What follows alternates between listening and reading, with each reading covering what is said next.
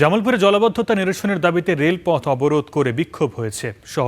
দুপুরে শহরের শেখের ভিটা এলাকায় দেওয়ানগঞ্জ থেকে ঢাকাগামী কমিউটার ট্রেনটি থামিয়ে বিক্ষোভ করেন স্থানীয়রা। এ সময় বিক্ষোভকারীরা জানান, এক সপ্তাহ ধরে শেখের ভিটা এলাকায় রাস্তা ও বাড়িঘরে পানি জমে থাকলেও পৌরসভা থেকে কোনো সমাধানে উদ্যোগ নেওয়া হয়নি। এতে চরম দুর্ভোগে স্থানীয়রা।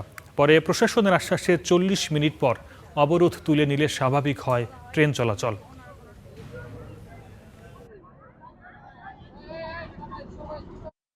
এখানে দীর্ঘদিন যাবৎ পানি নিষ্কাশনের কোনো ব্যবস্থা নেই। বারবার প্রশাসনকে বলার পরেও তারা এখানে কোনো পদক্ষেপ নেয় নাই। আমাদের এখানে এমন একটা অবস্থা যে বাচ্চা পোলাপান যে স্কুলে যাব, স্কুল পর্যন্ত যাইতে পারতেছে না। নামাজ কালাম যে মানুষ পড়বো, মসজিদও যাইতে পারতেছে না। প্রত্যেকদিন সাপে কামড় দিতেছে। 4 জন মানুষের হাসপাতালে পাঠানো হয়েছে।